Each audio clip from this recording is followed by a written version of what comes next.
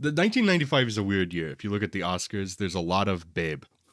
Babe was nominated for Best Picture. This is the year that Braveheart won Best Yeah. Picture, and a lot of it. The competition, the main films in the discussion were an Italian film, Il Postino, The Postman, Babe, Braveheart, and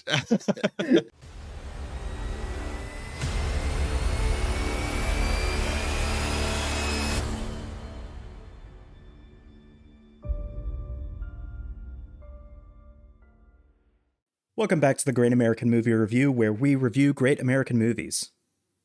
my name's Mikiah. And my name is Kyle.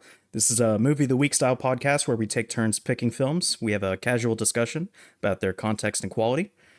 This And week, if you want to, sorry. I how didn't tell dare you? No, go ahead. I'll just plug it at the beginning. But if you like listening to us to audio formats, we're also available on Spotify and Apple Podcasts. So just throwing that out there. Absolutely. This week, I have selected the successful failure, as it's called in the movie and in real life, the Apollo 13 from 1995, Ron Howard. The film is based on Jim Lovell's book Lost Moon. It's directed, of course, by Ron Howard, and has a massive ensemble led by Tom Hanks as Jim Lovell.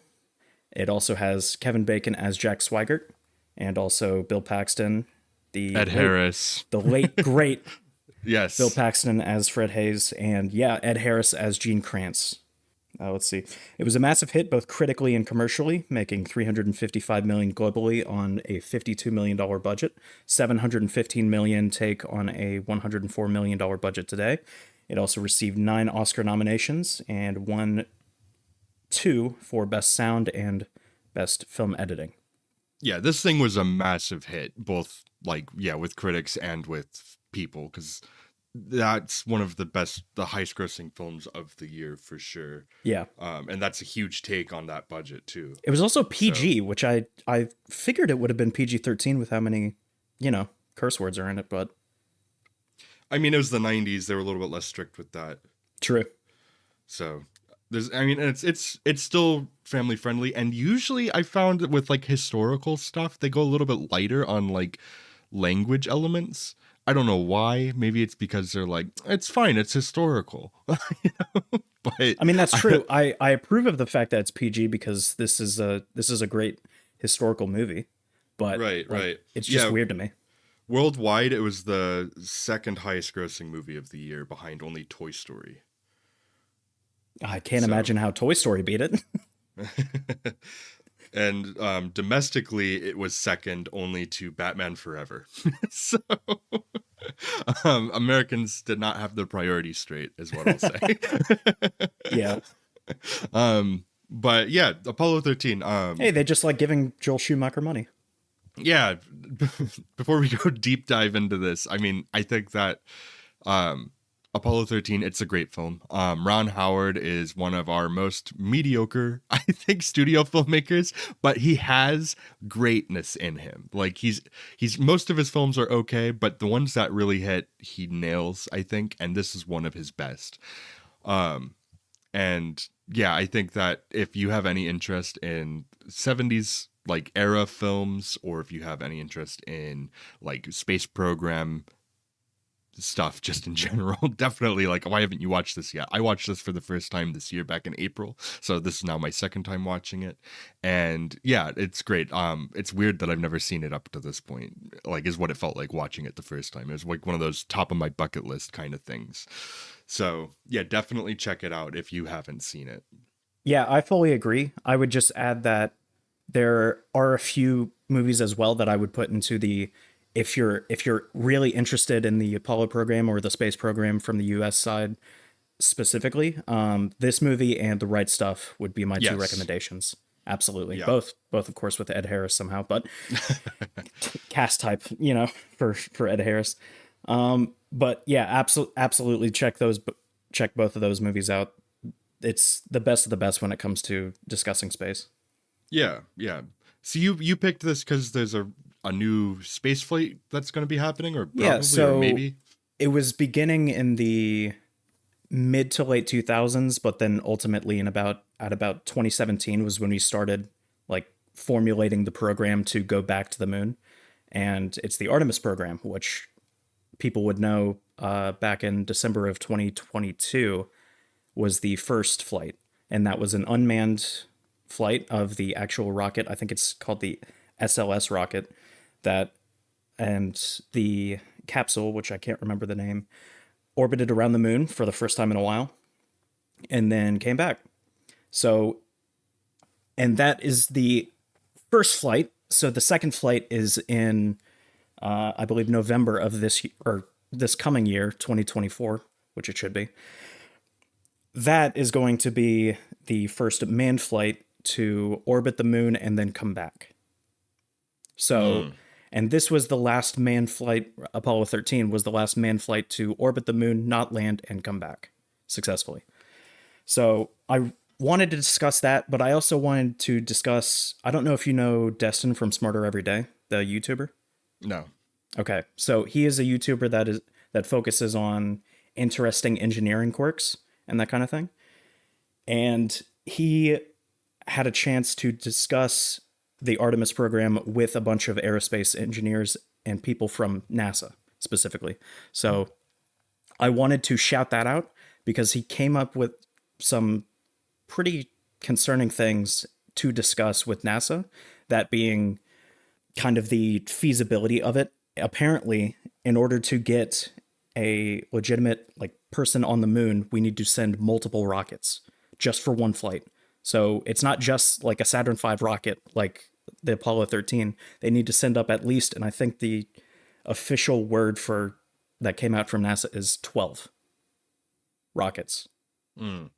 So he brought up some, I'm not going to discuss the whole thing, but he brought up the feasibility of it. So I just wanted to shout that out, but we can get into the movie if you want. Yeah, absolutely. So this is mostly focused on Jim Lovell, I would say, is your main character here, which makes sense since it's based on the book that he wrote. And he's also the, commander of this. Yes, flight. he's the commander of the Apollo 13 flight specifically. So yeah, so he's calling the shots really in terms of the people who are on the crew on this ship. Correct. So it's mostly told from his perspective, but this is also very much an ensemble film. And yeah, it's really just, it kind of has that nice aspect to it where there's a lot more going on than just like, this is a team that went into space. And then there were some problems, because there's some weird tensions around just the NASA program and its continuation, just because people were losing interest after the space race felt like it was won by the US. And so you get... Yeah, they discuss in the film that they've made going to the moon almost business-like, which is never the way you should think about that, because it's crazy going to the moon. We shouldn't think of it as a business transaction or like riding the bus. We should think of it as we're continuing something that's never been done and should be done. So that's what like Tom Hanks kind of says when he's being interviewed, when they're like, don't you think some people are criticizing this as just being routine? Yeah. And he goes, there's nothing routine about going to the moon. I can tell you that. Yeah. And you can see yourself from like the tragedy of Apollo 1 and also the near tragedy of Apollo 13 itself, how difficult it is to go to the moon. Right. Yeah, it's tremendous effort to get people to go to space. And the fact that, I don't know, it speaks a lot to people. I think that people would lose interest in this so much after the competition angle of it kind of wears off and the novelty of it wears off, that suddenly just a year later, like, people are not caring that much. There was such a steep decline between even the Apollo 11 and the Apollo 12 missions. Not only that, but people didn't care about the broadcast coming from Apollo 13 mere hours before the explosion that set it off. So set the whole like thing off where people now care. So but then everybody cares. The whole world cares. Yeah, it's kind of funny to me. It's kind of the opposite of what should happen. When things are going well, that's when you should care. When things are going wrong, you should still care, but like that's not things that you want to see. Yeah, for sure. And this movie ultimately, but especially as you get into the later parts of it, the whole second half really, it's problem solving. It's just a bunch of people solving problems. It actually kind of reminds me of Network a little bit in the way it kind of approaches how it talks about these issues in Yeah, the the film. jargon that they choose to use. Yeah, they use the jargon in a way like I don't know exactly what they mean when they're saying, but I believe that they know what they're talking about. And to me, that is extremely compelling. Yeah, the attention to detail that Ron Howard specifically put into this movie is crazy. The Mission Control Houston, the setup that they did was so accurate that they brought in, of course, NASA techs who actually were there, and they were looking for the elevator to use that they would see in Houston. But of course, it's a set. So it's, and all the lines that are being fed, most of the lines that were being fed, like the, when everyone's discussing everything, those lines are being fed specifically from NASA techs. Right. So That makes sense. yeah, those weren't in the script, of course, because how does Ron Howard come up with those kind of things, or Right. how does William Broyles Jr. come up with those kind of things? But Right. yeah, it's so nice the level of detail that was put into this movie to make it as historically accurate as possible. The only thing I'll speak to is for inaccuracies. There are some plot points like the argument between Fred Hayes, Bill Paxton's character, and Jack Swigert, Kevin Bacon's character. That never happened. That never would have happened. But it's building tension to make it more entertaining for the audience because, Yeah. as I said before, when things are going well with NASA, it's pretty boring. It's not bringing in the clicks. Yeah, So, it's films as entertainment, as well. It's if you're looking for a deep historical, like this is just information, then find a documentary, read a book. yeah. Like a nonfiction book. You're gonna find that there. I'd say this does it pretty. I would still watch this movie if I was Yeah. looking for educational purposes because it is educational. The only that's the cool thing that Ron Howard does is he tweaks the history not so much to make it historically inaccurate, but to make it more character driven. Right. I think that films, historically based films, one of their values that they can add to your perception of things is it puts you in the place of these characters. Like it gives you a more emotional connection to what is happening. Relatability, using, right? Yeah, using the cinematic language. Whereas you're in, like a nonfiction book or documentary, you're usually just getting cold facts, presented to you in that way. And that can be engaging and interesting. But I think putting you in like the ship with these guys as they're going through this and cutting back and forth between mission control and all of that, I think that really gives you a sense of time and place for these people and kind of that empathy that film allows and this kind of storytelling allows for even real life based stories. Yeah, I agree completely with that. Yeah, and they go out of their way in this film too, because we talked about like the jargon already, but even beyond that, the zero G stuff, this is 95. Like you have films like Gravity and stuff that have come out more recently that they didn't have to do this. They could do this all on the soundstage and they just have the technical effects prowess to be able to do that at this point based on advancements. But back then, like the CGI in some of these shots doesn't hold up as well. It looks a little bit glossy, and it sticks out at times, but most of it holds up really well. But the stuff that looks the best is because they didn't even use CGI for it, is all the stuff in the cockpit with like the zero G stuff going on. Yeah, like the lunar module and the command service module, specifically those capsules. Yeah, all of those were filmed, and the quote unquote, they were filmed in a C-135, aka the Vomit Comet. The Vomit Comet, yeah. Which interesting little note is Tom, Bill, and Kevin, the main stars, of course, were never sick from it. But the cameramen were not so lucky. Yes, that's what I heard. Yeah, they took apparently 612 parabolic arcs. For if you don't know the parabolic arc, it's just to put it very simply and quickly. It's when it's kind of arching and you get the zero G effect replicated through gravity and falling. Right. It's a roller coaster motion, but for a plane. So right. Because you're not latched in, it's as if you're in free fall. So it's as if you're skydiving, but in a plane. So you get like 25 seconds when you do that. Yeah. Each time. So they did it 612 times over 13 days. Which, that's crazy. It's about 50 minutes of footage, which is crazy Right. to me because that's about how much time they put into the movie for it, or probably about like 35 to 40, I would say. Right. If I had to calculate it, it'd probably be a little bit more, a little bit less, but that's crazy when it comes to editing.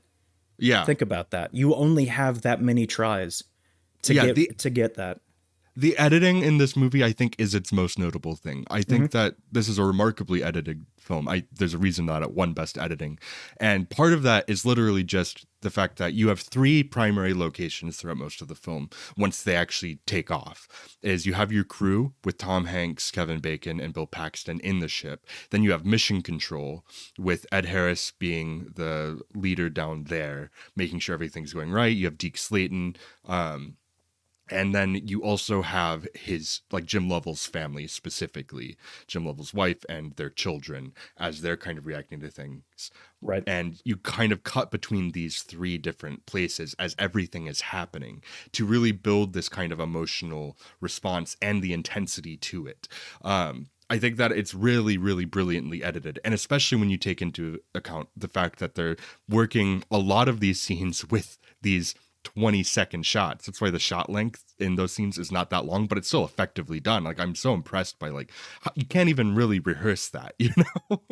Like, not fully. I also didn't realize it until I looked it up. I kind of knew in the back of my mind that they were working with microgravity because some of the shots you can't make without, Right. doing that. But I didn't it didn't click in my brain that you only had 20 seconds to film it until I looked it up. Right. So that's how well done it is. Right, right. To make that feel seamless, Yeah.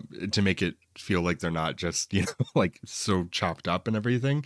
That's just really great filmmaking, and yeah, getting that accomplished, and especially, like I said, 1995, like, special effects were coming along at that point.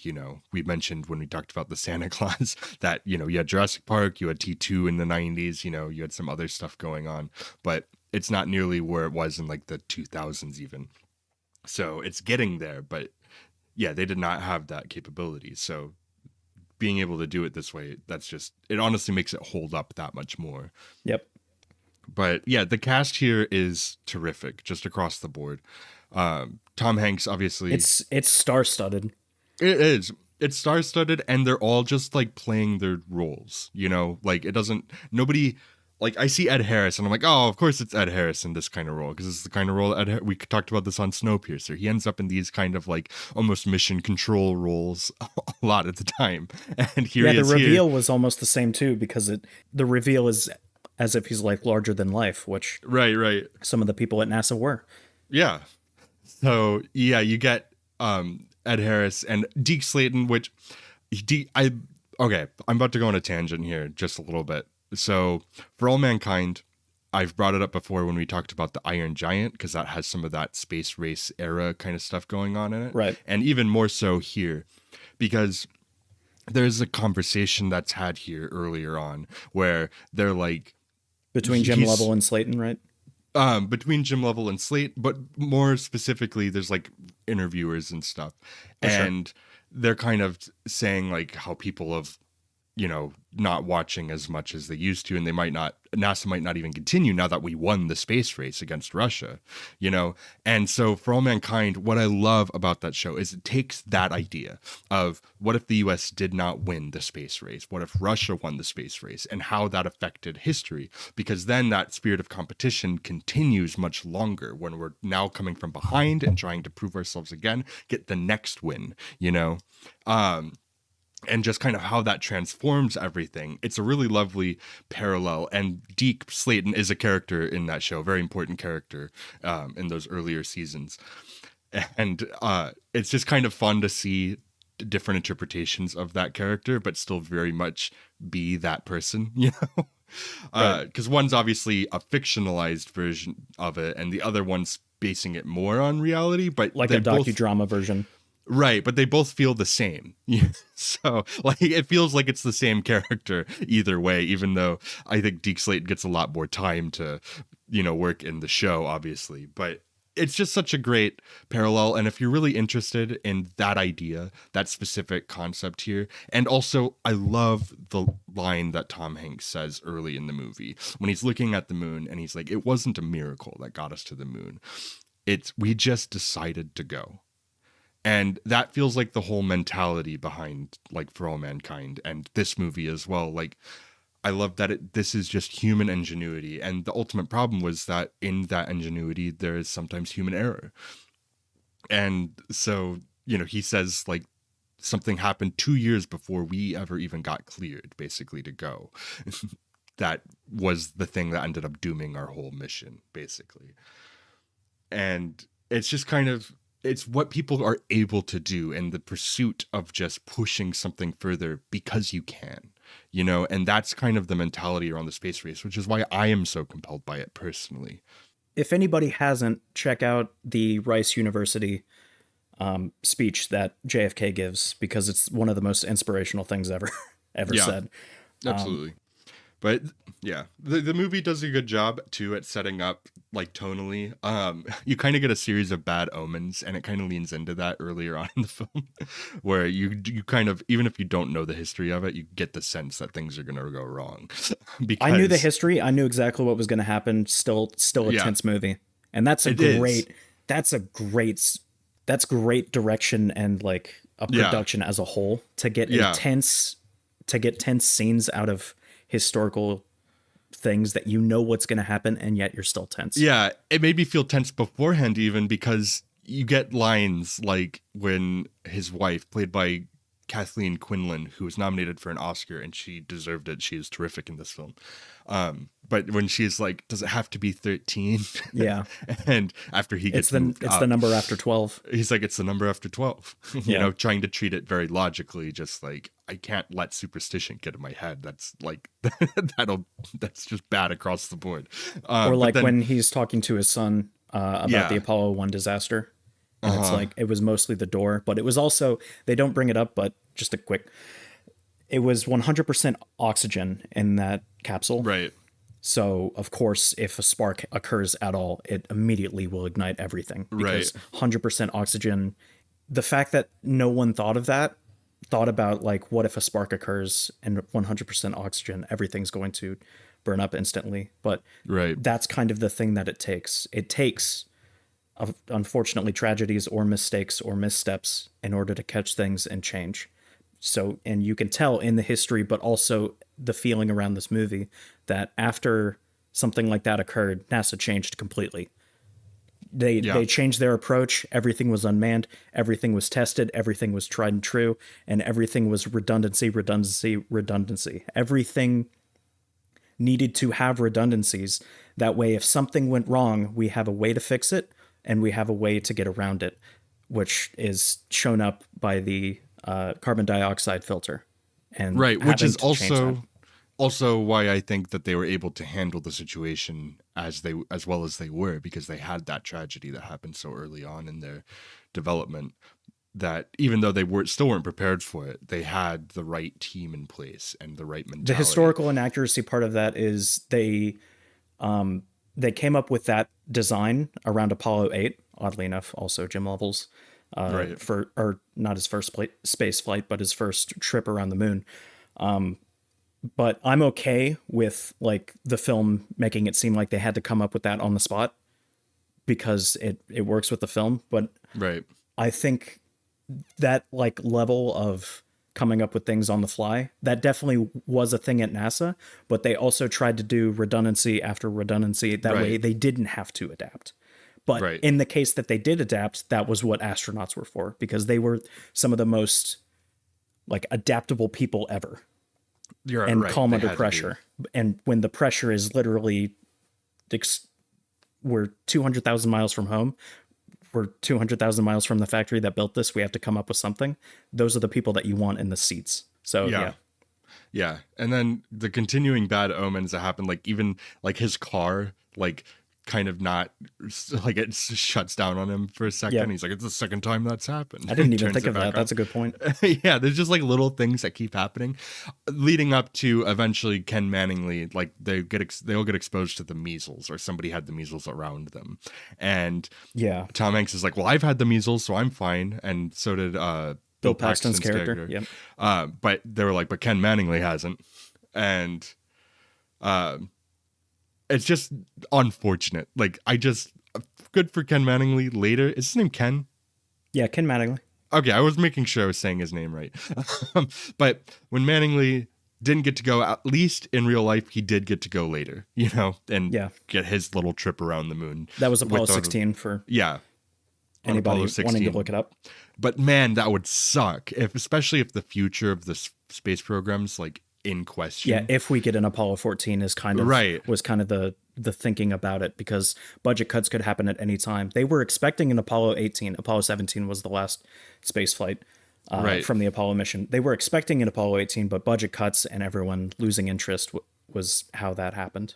Yeah. So, unfortunately. Right. So at least he did get to go around, but man, that would suck if Yeah. you're like exposed to somebody who had the measles and you're like, I'm not sick, I'm not gonna get sick. And he And he doesn't. never got the measles. Yep. No, and he never got the measles. But man, if he like the way the movie frames it, I don't know how true this is to life, because I feel like you have a lot of top people at NASA that can make the same kind of decisions. But the way that the movie frames it, I think is still great. Yeah. From a storytelling perspective, because if he didn't end up being the one grounded, then he wouldn't be there to help from the ground to get them, back to where they need to be and make certain discoveries and realizations. So the movie kind of frames it that without him being on Earth, that they might not have gotten back, Yeah. So I was going to talk about the character of Ken Mattingly was basically just a team of people in real life, including Charlie Duke, who was another Right. astronaut who eventually went to the moon as well.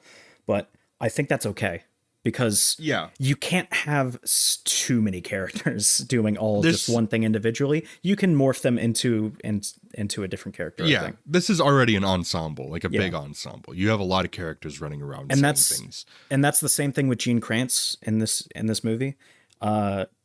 I believe his name is Glenn Lunny, who was the black. There was a white team, a black team, and a maroon team, all doing different things for mission control specifically. And yeah, Gene Kranz was basically just Glenn Lunny and Gene Kranz, and basically all those people morphed into one. Yeah. So, and that's fine, because, like I said, if you have too many people, it gets a little bit like, I'm gonna say it, it gets a little bit like Napoleon, the Right. 2023 Napoleon, where it's constantly bouncing between historical characters that themselves weren't very accurate, but it gets a little confusing. If you can morph two people together to serve the audience, that's fine. Right. But you've got to pick and choose who you're going to do that with. Right. So, It benefits the story. If it benefits the storytelling, Correct. then I think that it's okay to do that. Yes. That's where, once again, you're making a piece of art, a piece of entertainment. You're not trying to get into every detail of the facts of the historical reality. You're just trying to represent it as best as you can, but also still make it entertaining. So yeah. yeah, I think that they do a very good job with that in this. No, film. Ron Howard did this impeccably. Ron Howard did this better than any other movie I've seen so far. Yeah. Yeah, for sure. He does a great, once again, this is Ron Howard. I'm not huge on Ron Howard overall as a director, as I indicated earlier. And that's just because, a lot of his movies have been kind of lighter, or you have like Backdraft and stuff. Backdraft has fans, but it's not great. I don't love like his, some of his movies just kind of, a lot of them end up falling in the middle of the road for me. So but then he has he's been around long enough, frankly, and he has enough experience that if Ron Howard's behind it, that's not me being like, oh, I'm less interested in it. He doesn't necessarily get me more interested in a movie either, though. But he'll come out with gems for sure, like this. And I haven't seen A Beautiful Mind, but that obviously won Best Picture. My favorite of his is still Parenthood, which is just a delightful film, great comedy with some really nice human moments in it, from the 80s. And then also recently he did films like Rush, which I think is really underseen. Honestly, that's a really great, just like racing movie drama.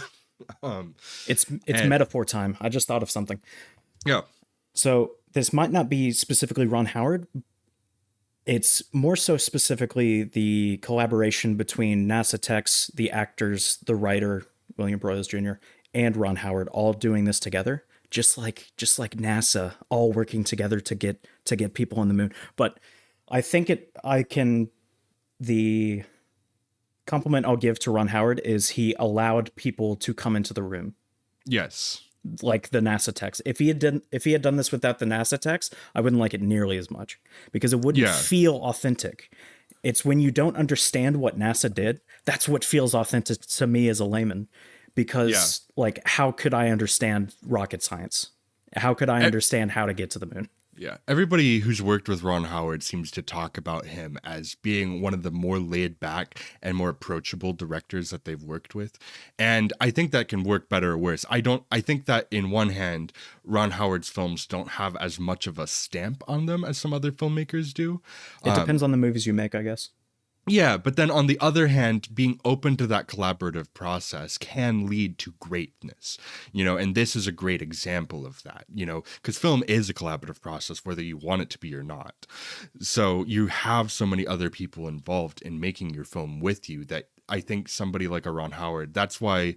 I mean, I know the Solo movie was kind of a mess still ultimately anyway, and that whole situation was a mess. Probably But not only his fault though. Yeah. right. I wouldn't blame him for that necessarily, but there's a reason that you go to a Ron Howard like that. He is somebody who can come in and calm a set and just kind of get the job done, and make sure that the collaborative process is happening as it's supposed to happen. I think that's something that's really admirable in Ron Howard's approach and something that has resulted in some great films. Another great one is Cinderella Man. That's a great film too. So I think that I think that's his greatest strength as a filmmaker, and in a movie like this, that really pays off. Yeah. But yeah, I think also just getting the right people around you too, like making sure those collaborators are, and in this case, I would say some of the best in the business, especially in your performers. Gary Sinise is always great, In their always primes too. welcome. I mean, Right, just right. look at Tom Hanks and the streak that he was going through. Yeah, Tom in Hanks the late coming off 80s, of early 90s. Forrest Gump win. Yeah. in 95 was coming off the back-to-back of Philadelphia and Forrest Gump, dual Yeah. Oscar wins. So Which I like. I like him as an actor better in this movie than both of those two somehow. Oh, really? Yeah, maybe not I mean, Philadelphia, but definitely Forrest Gump. he has to be really steady here in the face of this, and he plays it so well where you can tell how afraid that he is, but he's never letting it overwhelm him in like a way that's preventing him from doing his job. He has to be the steady person in this whole thing. Because you got Bill Paxton, who is throwing up, and also he gets the clap. He says, Yeah, from Jack Kevin Bacon, because apparently Jack Swagger, at least as the movie presents him, was somewhat promiscuous, and yeah. They call him the first bachelor. yeah. In space or something. It's a like really that. funny opening scene just of the movie period where he's like at a party at Jim Lovell's house as they're like celebrating the first moon landing. Yeah, And he's like talking to a girl and he's got a he's beer making bottle in one hand and a innuendos cup. about the docking situation. The Yeah. docking sequence, which that's just great writing right there, just in general, because one, it's funny. Two, it tells you the role of that character. Three, it tells you a bit about what kind of has to happen. And then when you get the scene later on where he actually is docking, it really, like, that moment at the very beginning of the movie just kind of comes full circle. That's just great writing and great storytelling right there. Great character It's also driven funny. writing, yeah. It's where it's also funny though. It's a joke and then it becomes a really like stressful moment later in the film. So yeah, it's also when he gets called up after Mattingly had to be taken off the mission. And he's just like in the shower with some girl and he takes the phone. I love it when he just like goes, whoa, after very like flat, just like, yep, okay, I understand, on the phone, just screams in excitement. Kevin Bacon, I like Kevin Bacon.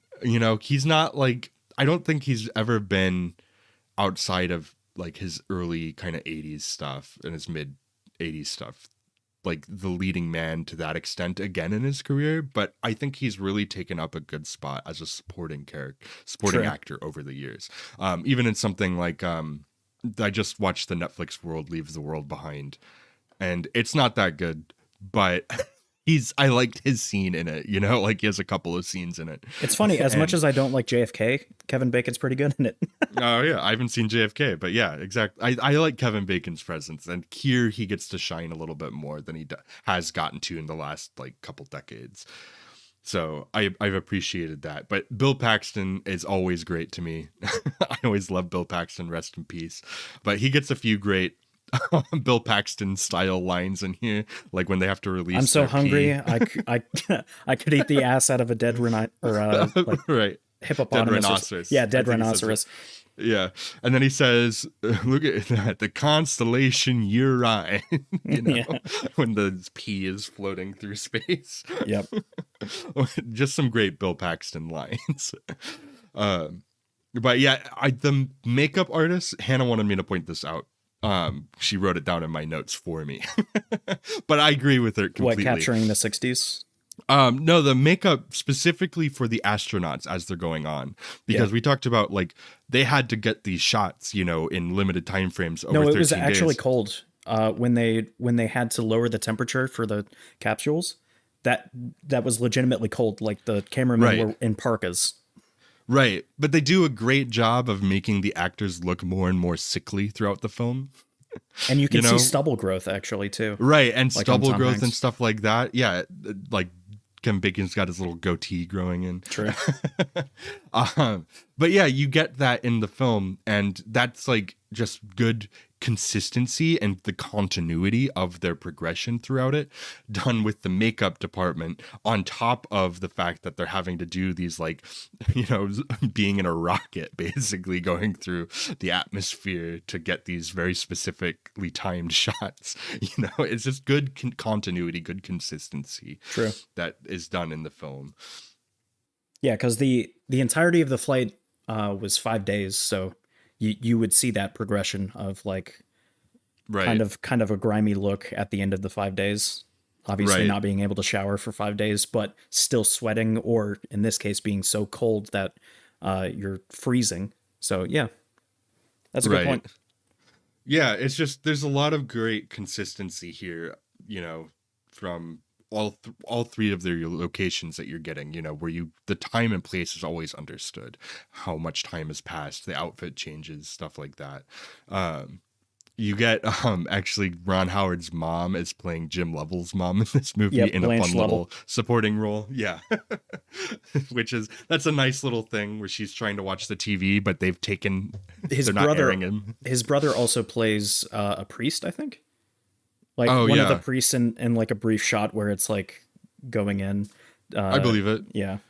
I Also, Jim Lovell makes a little appearance as Yes, he well. does. He plays the captain on the USS Iwo Jima. He literally shakes hands with Jim Lovell as Jim Lovell's voiceover says, "And as for me," so Oh, really? That's addressing funny. himself, he sees the real Jim Lovell. That's funny. Really cool. Yeah, that is cool. That is cool. Especially, yeah, if you go through something like this, you know, you should be able to just tell your own story and be celebrated that you survived. You Yep. know? Like good for you. Like back like 30 years before this movie came out, 30 or 25 years before this movie came out, you went through probably the worst 5 days of your life. And Arguably the best, though. arguably the best, the most significant, no Yeah. matter what. These 5 days, I almost died and Yeah. could have died in many occasions if not for thousands of people working to not let me die. Yep. So it's kind of funny that you see like that kind of story brought to a fictional thing like The Martian. Martian is very similar to this movie ultimately in terms of like it's cutting between, even though that movie is entirely fiction, obviously. But you get a lot of that DNA still crossing over, even into the world response to getting him home and stuff like Something that. really cool about The Martian as well, specifically the book. All the calculations are correct. All the Oh calculations yeah, are scientific, and it's basically as close you can get to like science. It's basically a survival guide, which right, is crazy to talk about for a fictional movie like that. I think that's what, besides The Martian being a really cool product, I think that's very significant. But what was I going to say?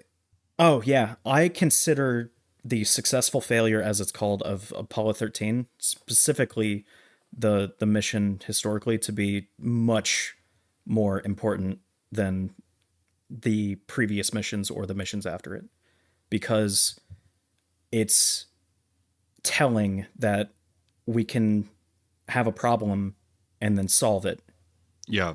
200,000 miles away. Yeah. It's When incredible. the Gene Ed Harris character says, "No, this will be our greatest triumph," or Yeah. whatever he says in that moment, Yeah. um, I like you really feel that like the fact that they're able to recover people from space in this kind of emergency, like so many miles away from Earth, and being able to get them back after something catastrophic happens is just speaks so much to what people can do. It's kind of, once again, that whole thing. It's not a miracle. We just decided to go. We just decided to do it. We're going to get these people back. And in the Is face of danger, yeah, we decided to help them return. right. So I love the scenes where they're like arguing about like how the approach is before somebody like drops some piece of information that like changes how they have to like approach it again, just Yeah. like over and over again throughout the movie. It's just a new problem after new problem after new problem and Yeah, just you figuring get it that out. we'll cross that bridge when we get to it kind of thing Right. until the end, in which case like the end is coming up, we need to know now. Right, right.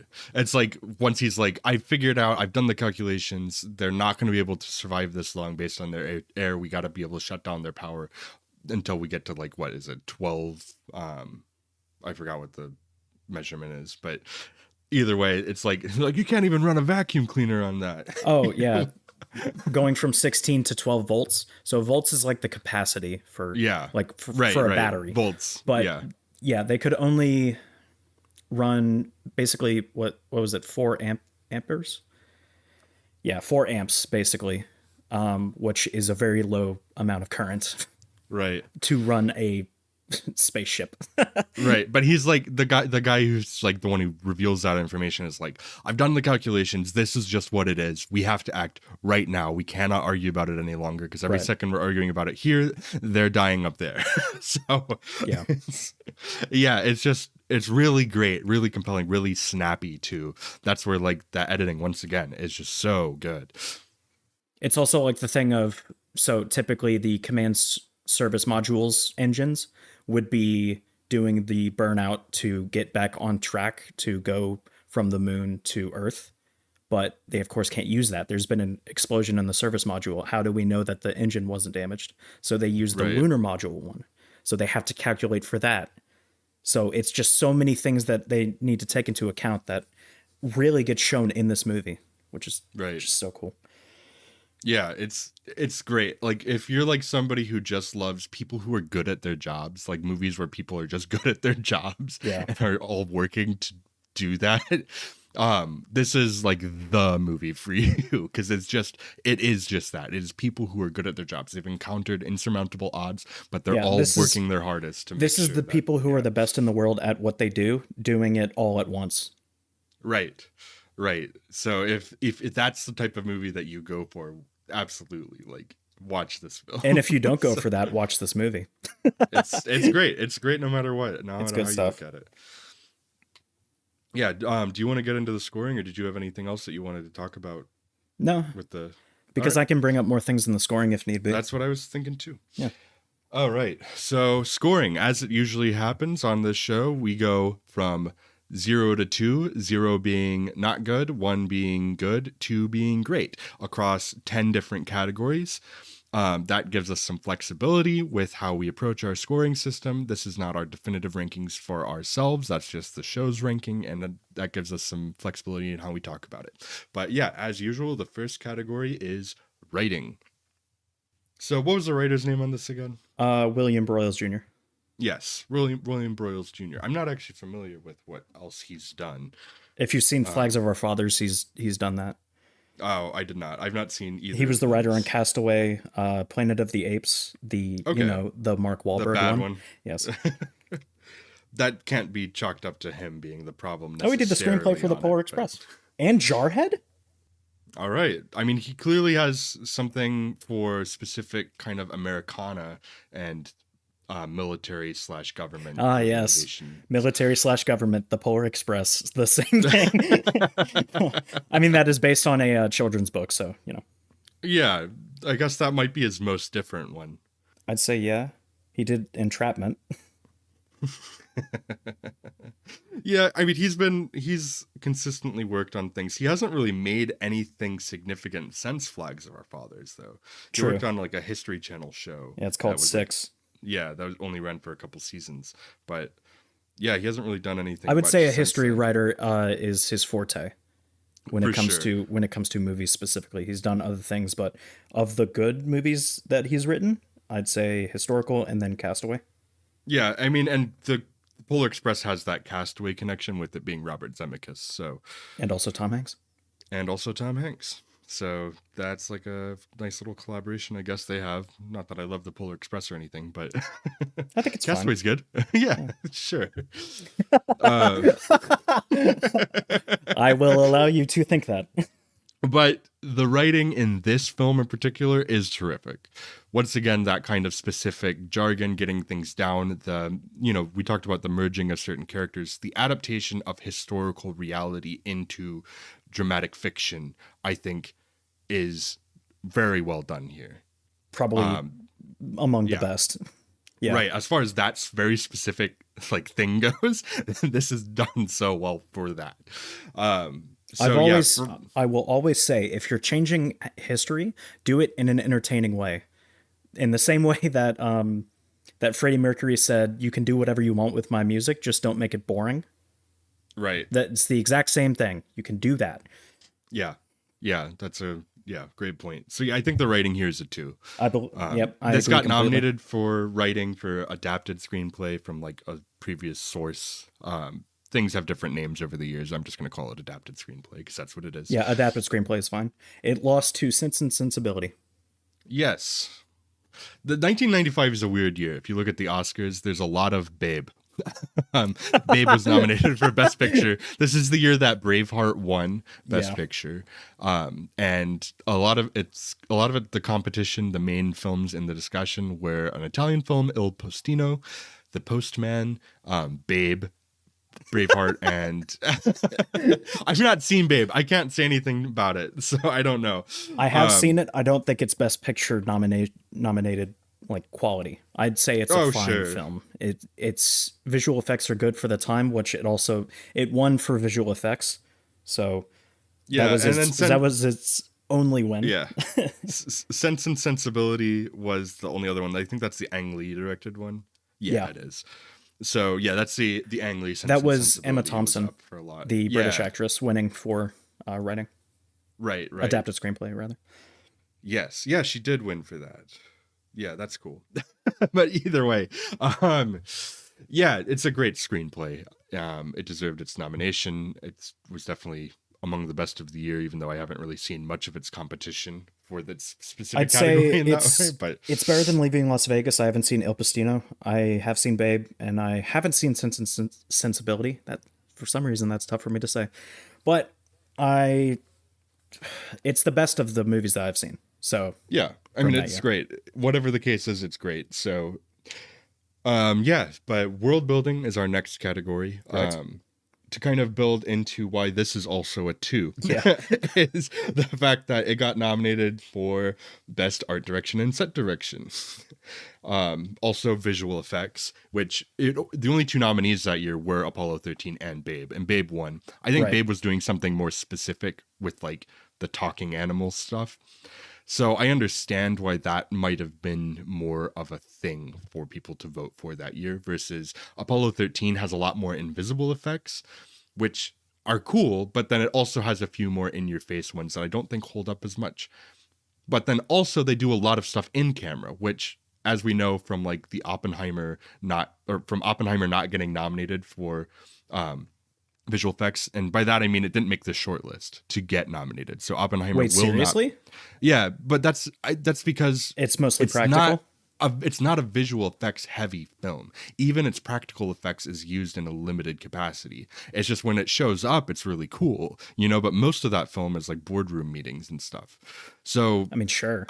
as much as I would probably still push for it to get a nomination, I would the have to see fact the that, short list for, or I would yeah, have to see the final list to decide that. But, you the know, ones on the list are much more effects heavy films, and not even all of those are, obviously it's 20 films on the short list. That's how Oscars work. You get a short list which then gets narrowed down, but everything on the short list is what's up for it at that point. So yeah, but I don't think that practical effects and in camera effects more specifically are taken as much into account in something like this, where that is more of the set that they're working with in that ship, you know. That goes more into set design and stuff than it goes into effects. So the effects are, you know, for the time sparingly used, which I think was really smart for this film. But yeah, the world building is tremendous though, either way. yeah, it's sparingly used because they went out and actually did microgravity. So Right. if they hadn't Right. done that, they absolutely would have used more. Right. And yeah, I think they do a great job though at the world building. Once again, that editing between the three different locations, the way that they're able to do that, and the reality of the NASA headquarters that they build, as well as the interior of the spaceship and how they're like managing to live in such cramped environments, you know? They also made the 60s look legitimate. Like, Yes, I believed yes. it. They do a great job with the late 60s, early 70s look to everything. Like, it is completely consistent. There's nothing about it that I was like, huh, that seems out of place. So, yeah, world building's a 2, I think. Yep. Let's see. Characters is our next section. Characters, I'm kind of in between a 1 and a 2, if I'm being honest. So am I, but only because, as I said before, the people doing those things had to be level-headed, Right. and the the writing specifically kind of changes that a bit. But when it comes to astronauts being boring, that's what they're supposed to do. So they're not supposed to be very Right. entertaining. They're not supposed to have like a lot of characterization to them. You're not getting a lot of emotional complexity No, from the character writing, but you are getting a lot of emotional complexity from the performances, is where I would divide that line, which is yeah, where I would be like, when we get down more to so acting, to acting. I would say acting is a 2, but characters is a 1, I guess, is kind of where I'm at. How do you feel about that? I kind of agree. Okay. Yeah, Yeah, next category is directing.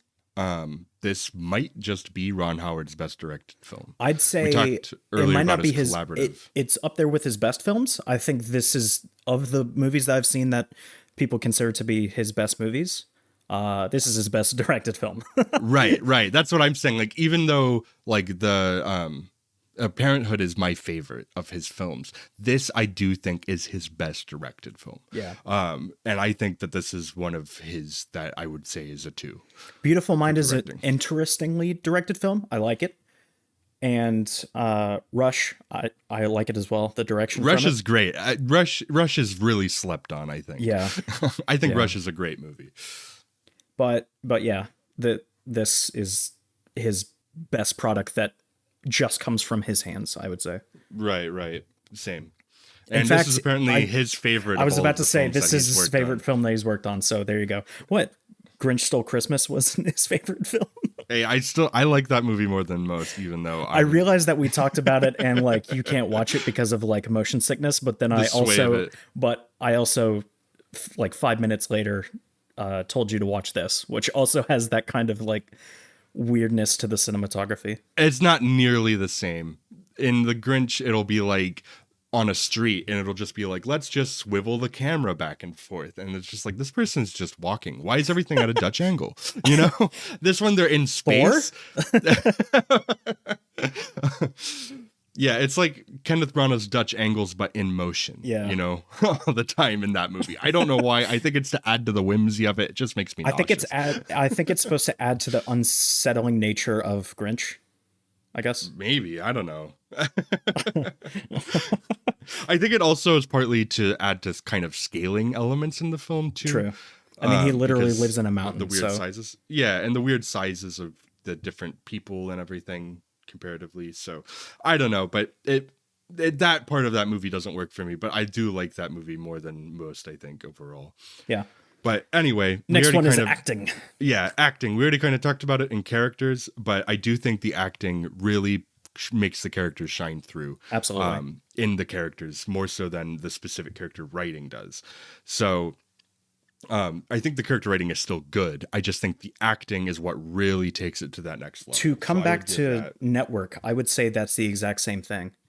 Because if you just had anyone, and I'm not saying the characters are terrible, they're definitely better than a movie like this. But if we took away all of those actors like William Holden and what, I forgot his name, Peter Finch, right? Yeah. Yeah. If you took away those actors and just like grab somebody, some B-list actor off the street and did it, I'd say the characters would be markedly worse. But Yeah. the two go hand in hand. Another thing I was going to say, hot take, best supporting actor. I don't think.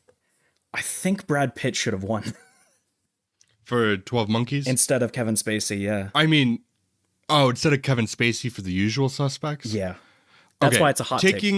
taking out Kevin Spacey's current reputation.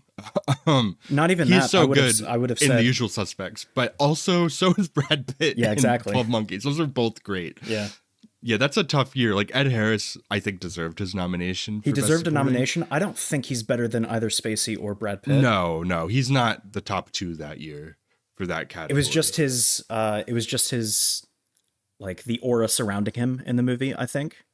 I don't know. Yeah, I think I could go either way with either Brad Pitt or Kevin Spacey that year for those roles. It's like a So it's like a 40-60 to me, 60 towards Brad Pitt. to me, I might feel the exact opposite of that, like 40-60, but towards Spacey. Not that I'm trying to give Spacey accolades once again. He just already got them. So We don't want to give him more. We want to give him the same amount he has always had. yep. All right. But no, yeah, next the acting in this movie yeah. to bring it back, yeah, the acting in this movie is Yeah. superb from everyone. Once again, we didn't talk a lot about her, but Kathleen Quinlan As Marilyn Lovell, absolutely Marilyn did Lovell amazing. is terrific in this film. She's almost holding down, I would not quite a third of the film, but like about 20% of the film is focused on just her and dealing with her husband being in space and Yeah. all of that. And she's really holding down that whole part of the film. And she's so good. She's the grounded character for the audience because, I mean, everyone else in the room is larger than life. Right. Yeah, absolutely. All right. Our next category is visuals. Yeah, it's a 2. Yeah, it's a 2. They do a great job with the space visuals specifically. Yeah. Obviously, I've said that some of the visual effects don't hold up as much as they would have, but it's the mid 90s, so I give it a little bit of flack, or a little bit of leeway. I mean, less so than the Santa Claus, which I think once again, if they could have avoided showing certain things in the Santa Claus, they should have just done it if they didn't have the budget to make it look good. Right. Here, you have to show what they show, and they do a good job at presenting it, even when the visual is a little glossy, doesn't quite hold up as well. But for the most part, because of all of those in-camera things, this movie is thoroughly convincing from beginning to end. So yeah, and there's even a couple of dreamlike things where he's like dreams that he's like on the moon, and he's taking his fingers through the dust, Yeah. and another one where Marilyn is dreaming about like an error happening and he blows out of the ship and he's floating through space, and that looks completely good too. Like that looks great. So yeah, there's stuff like that that really holds up, and I think that it's a great looking film.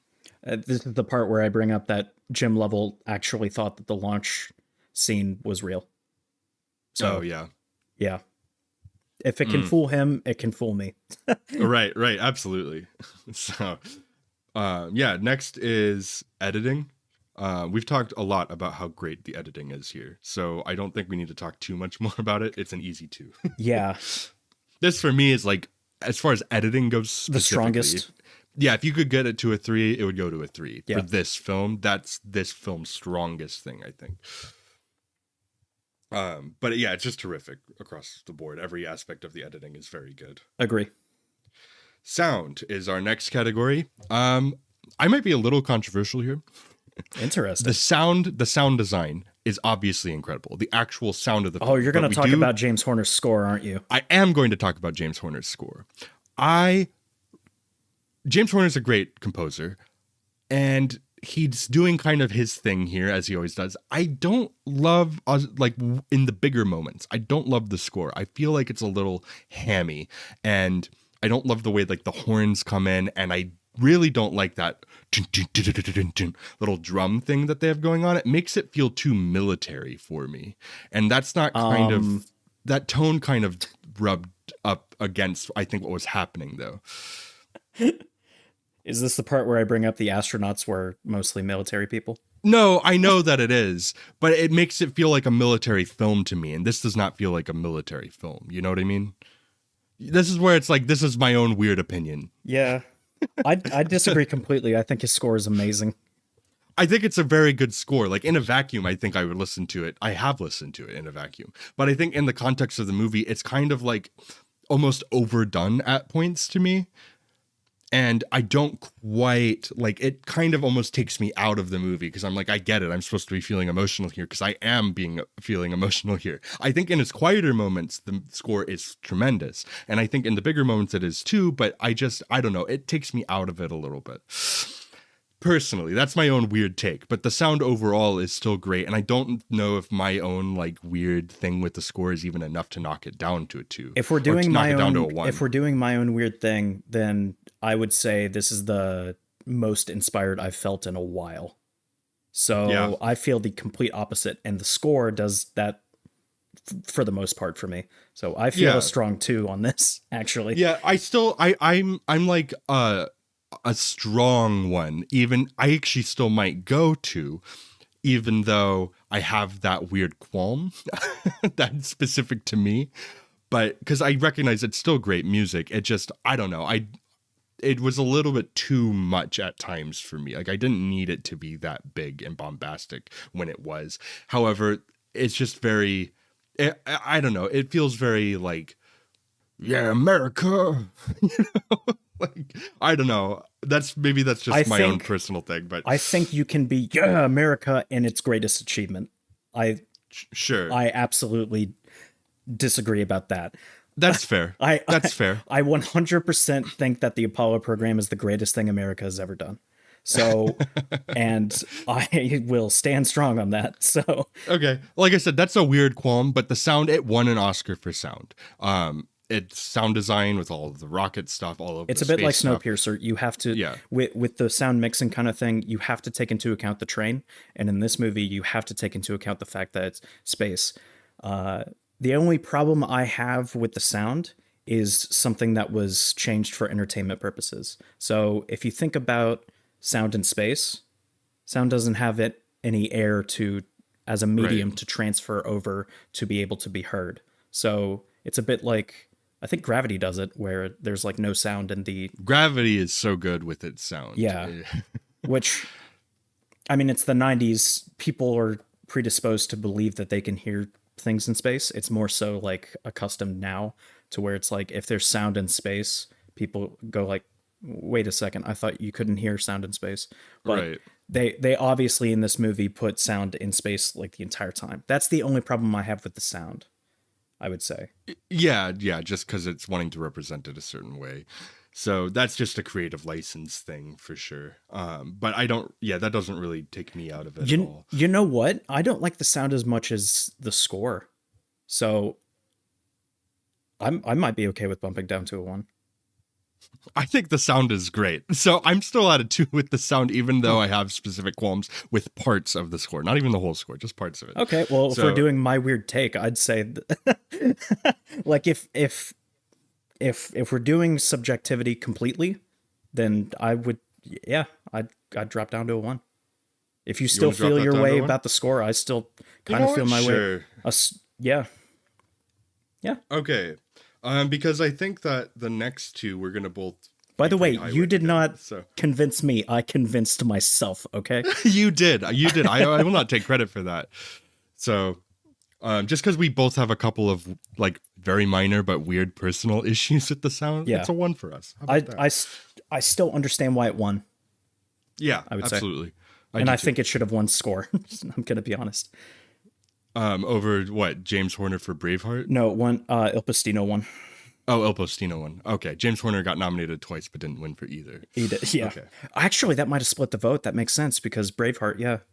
Yeah, it was a weird year because it was back when the Academy was still splitting score and into dramatic, and comedy and musical. Yeah. So there were 5 other nominees that we're not even talking about here because they had 10 nominees for score, which is just, I don't know. You don't need that. That's weird. This might be a good cold score's a take, good score. but Pocahontas shouldn't have won over Toy Story. For score. For comedy or musical? Also, the song, You've Got a Friend in Me, Lost to Colors of the Wind. I mean, Colors of the Wind is a great song, but You've Got a Friend in Me, I think, is more, I don't know. It's one of the most influential animated songs ever. Yeah, I'd go with You've Got a Friend in Me over Colors of the Wind. Yeah. Even though Colors of the Wind is like the highlight of that movie. That's kind of okay. Well, it definitely isn't the story. Right. Okay. Well, it's like Frozen. Let It Go is the highlight of the movie because the story definitely isn't. I don't even like the song Let It Go, so it's all relative, baby. Let's just move on from Frozen. Okay. Deal. I don't need to talk about Frozen anymore. They're making 2 more of them, so. Oh no. I brought it up last week, but I guess you don't remember. You blocked it out. Yeah, I repressed that memory. Thank you for bringing it back. Absolutely. I'll just remind you every week now that Frozen 3 and 4 are coming out. Okay. So genre here is our next category. In this case, it's a historical drama. And yeah, I think that as far as historical dramas go, this is really great. The best I've seen. Yeah, like once again, the way that it deviates from reality enhances the storytelling. And that's the way it should be when you're making films, especially. So yeah, in this case, it's a 2 for historical drama, I think. I was either going to go historical drama or like space historical drama. I think there's enough to do that kind of thing. I mean, there's obviously The Right Stuff, but I think The Right Stuff. I would still just say historical drama. Yeah, historical drama. I think this does better. I think space, The Right Stuff might do that a bit better, but they're both the best at what they do. So right, they complement each other. Yeah. Impact, like we said, this movie was a massive hit. If it came out today, like in the box office receipts were the same, based on finances, this would be, even this year, like one of the most successful films of the whole year. So, yeah, looking back at the time when it came out, it being, I think it came out late in the year, in December-ish, maybe November. So its total tally wasn't even completed by the time that the year ended. So I think that it might have even outgrossed something like Toy Story overall. But at the time, because they calculated just to end of year, it was number 2. Yeah. But yeah, this was a huge hit and obviously huge critical hit too. So, and it's still, people still quote this movie, in certain regards, like Houston, we have a problem line. Like, I know that that's just a line to some extent from history, but this film really popularized that line. Another thing I'll bring up when it comes to the historical inaccuracy, because the technical, Jack Swigert says, Houston, we've had a problem. And then Houston says, say again. And then that's when Jim Lovell says, Houston, we've had a problem. And so Ron Howard changed Houston, we've had a problem to Houston, we have a problem, specifically because they aren't finished with the problem. The problem's still ongoing. Right. That is what I'm fine with. Yeah. And that line, now Houston, we have a problem. That is what iconic. People say. Yeah. That's what people say. Mm-hmm. So, like, it doesn't matter what was said in real life. This movie changed people's perception of what was said there, even if it's as minor as an apostrophe D. Yeah. So, yeah, the impact, I think, on this one is an easy 2, which puts this really high for us. That's a total of 18 out of 20 again. So personally, honestly, we've talked about a lot of films here and how the show's score isn't our score. I'm not quite as high on the movie as an 18 out of 20 myself. I'm maybe like a 16 out of 20 personally, but I also can't think of where I would dock it within our scoring system. True. To get it there. It's just preference. Yeah. So yeah, I mean, it's a great film either way. I really do think so. It's just a matter of how it hits you ultimately. So yeah, but yeah, it's tremendous. So go check it out. Yep. Yeah, but that does it for this week's discussion on Apollo 13. What do we have next week? So once again, kind of based on the calendar, you picked this because of something that was happening in the year 2024. Something very arbitrary, I'd say. Something very arbitrary. Well, this is also something somewhat arbitrary, at least in context here. Maybe not for the globe as a whole, because we're going back across the waters to a different continent. And we're going to be looking at our first ever Hong Kong film, as 2024 is the year of the dragon.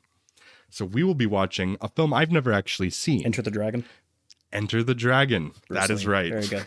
So that is what we'll be watching. I've seen next this several week. times, dude. Oh, you have? Okay, Yeah. well, that's interesting then. I picked it, but I've never seen it, and you didn't pick it, and you've seen it several times. Yes. Yeah, I got the 4K of it recently, just on like a Black Friday thing for super cheap, because I was like, I've never seen it. I've always wanted to see it. They came out with a new disc, so I was like, here's the time. Why not? Yeah. Yeah, but yeah, we'll be celebrating the Chinese calendar with Enter the Dragon. The Bruce I was Lee hoping you film. would pick The Way of the Dragon. That way we could get Chuck Norris, but whatever. Maybe we do a double feature. Maybe I'll pick Dodgeball next time. To celebrate the Year of the Dragon. To celebrate, we picked. Everything now is just going to be to celebrate the Year of the Dragon for Yes. the rest of 2024.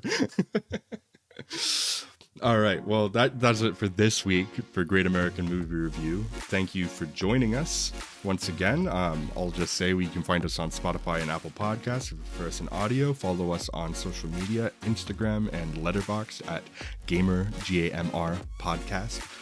And yeah, we'll see you at the movies.